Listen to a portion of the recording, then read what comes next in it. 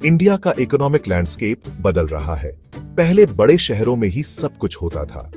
अब छोटे शहर, जिन्हें टियर 2 और टियर 3 सिटीज कहते हैं, इन्वेस्टमेंट के लिए अच्छे ऑप्शंस बन रहे हैं। इन शहरों में ग्रोथ और डेवलपमेंट तेजी से हो रहा है, जिससे ये उन लोगों के लिए प्रॉमिसिंग ऑप्शन बन गए हैं जो लुक्रेटिव अपॉर्चुनिटीज ढूंढ रहे हैं, खासकर रियल एस्टेट में। ये ट्रेंड क्यों चल रहा है?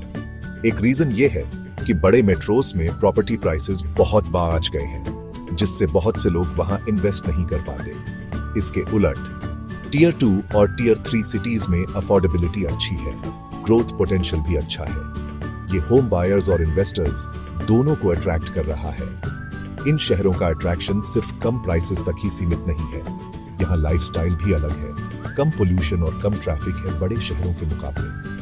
ये उन लोगों को पसंद आता है जो बेटर क्वालिटी ऑफ लाइफ चाहते हैं मॉडर्न अमेनिटीज के साथ। ये सिटीज बस कैच अप ही नहीं कर रहे हैं, ये इनोवेशन और इकोनॉमिक एक्टिविटी के हॉटस्पॉट्स बन रहे हैं। जैसे जैसे इंडिया आगे भी आज रहा है, ये इमर्जिंग अर्बन सेंटर्स देश के ग्रोथ में इंपॉर्टेंट रोल प्ले करेंगे। इंडिया में रियल एस्टेट में इन्वेस्ट करना हमेशा से सेफ और प्रॉफिटेबल माना जाता है, लेकिन टियर 2 और टियर 3 सिटीज कुछ यूनिक एडवांटेजेस देते हैं जो उन्हें और भी अपीलिंग बनाते हैं। पहला, अफोर्डेबिलिटी एक बड़ा अट्रैक्शन है। यहाँ प्रॉपर्टी प्राइसेस मेट्रोपॉलिटन एरियाज के मुकाबले काफी कम है। इससे इन्वेस्टर्स कम कैपिटल से मार्केट में एंटर कर सकते हैं। इससे बड़ी प्रॉपर्टीज खरीदने का भी मौका मिलता है, जिससे फ्यूचर में रिटर्न्स ज्यादा मिल सकते हैं। दूसरा, इन शहरों में डेवलपमेंट तेजी से हो रहा है। इंफ्रास्ट्रक्चर अपग्रेड हो रहा है, बेहतर रोड्स, ट्रांसपोर्टेशन और अमेनिटीज बन रहे हैं। इससे बिजनेसेस अट्रैक्ट हो रहे हैं और जॉब्स क्रिएट हो रहे हैं, जिससे हाउसिंग और कमर्शियल स्पेसेस की डिमांड और भी बढ़ रही है। तीसरा, गवर्नमेंट इन रीजन्स में ग्रोथ को एक्टिवली इनकरेज कर रही है। इंफ्रास्ट्रक्चर डेवलपमेंट को बूस्ट करने और इन्वेस्टमेंट्स अट्रैक्ट करने के लिए कई स्कीम्स और इंसेंटिव्स ऑफर किए जा रहे हैं। इससे रियल एस्टेट के फ्लरिश होने के लिए फेवरेबल एनवायरनमेंट बनता है। आखिर में लाइफस्टाइल बेनिफिट्स को इग्नोर नहीं किया जा सकता।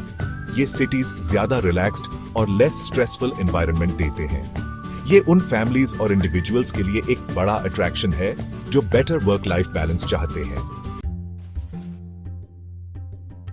इन्वेस्टमेंट ऑप्शंस के बारे में सोचते समय अलग अलग एसेट क्लासेस को कंपेयर करना जरूरी है। जहां गोल्ड और स्टॉक्स ट्रेडिशनली पॉपुलर चॉइसेस रहे हैं, वहीं रियल एस्टेट, खासकर टियर 2 और टियर 3 सिटीज में इन्वेस्टर्स के लिए कंपेलिंग केस प्रेजेंट करता है। गोल्ड को अक्सर सेफ हेवन एसेट माना जाता है, खासकर इकोनॉमिक अनसर्टेनिटी के दौरान। ये इन्फ्लेशन के अगेंस्ट हेज का काम कर सकता है, लेकिन रैपिडली डेवलपिंग मार्केट में रियल एस्टेट के मुकाबले इसका ग्रोथ पोटेंशियल लिमिटेड हो सकता है। स्टॉक्स कम टाइम में हाई रिटर्न्स का पोटेंशियल देते हैं, लेकिन इनमें वॉलेटिलिटी और रिस्क भी होता है।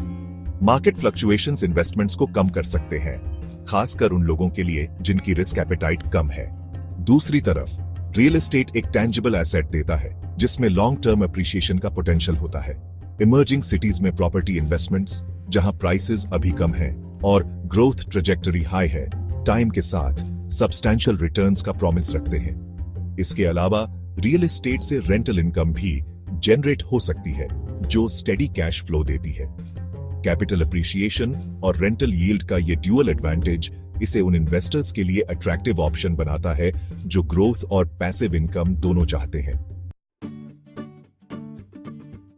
टियर 2 और टियर 3 सिटीज में रियल एस्टेट इन्वेस्टमेंट के लिए 2024 से 2025 का समय अच्छा माना जा रहा है। बढ़ती अर्बनाइजेशन, इंफ्रास्ट्रक्चर डेवलपमेंट और ग्रोइंग मिडिल क्लास जैसे फैक्टर्स हाउसिंग और कमर्शियल प्रॉपर्टीज की डिमांड को बढ़ाएंगे। लेकिन किसी भी इन्वेस्टमेंट की तरह सक्सेस के लिए थरो रिसर्च और ड्यू डिलिजेंस जरूरी है। इन्वेस्टर्स को उन सिटीज पर फोकस करना चाहिए जहां स्ट्रॉन्ग इकोनॉमिक फंडामेंटल्स, अच्छी कनेक्टिविटी और प्लान्ड डेवलपमेंट का ट्रैक रिकॉर्ड हो। फाइनेंशियल एक्सपर्ट्स और रियल एस्टेट प्रोफेशनल्स से एडवाइस लेना जरूरी है। वो मार्केट ट्रेंड्स, लीगल एस्पेक्ट्स और पोटेंशियल रिस्क्स के बारे में वैल्यूएबल इंसाइट्स दे सकते हैं, जिससे इन्वेस्टर्स इन्फॉर्म्ड डिसीजंस ले पाएंगे। इन इमर्जिंग अर्बन सेंटर्स में इन्वेस्ट करना सिर्फ फाइनेंशियल गेन्स के बारे में नहीं है, ये इंडिया के ग्रोथ स्टोरी का पार्ट बनने के बारे में है। जैसे जैसे ये सिटीज इवॉल्व और प्रॉस्पर होंगे, जिन लोगों ने इनका पोटेंशियल पहचाना है उन्हें सिग्निफिकेंट रिवॉर्ड्स मिलेंगे। एक्ट करने का समय अभी है और केयरफुल प्लानिंग और स्ट्रेटेजिक इन्वेस्टमेंट के साथ टियर 2 और टियर 3 सिटीज में रियल एस्टेट का फ्यूचर बहुत ब्राइट लग रहा है।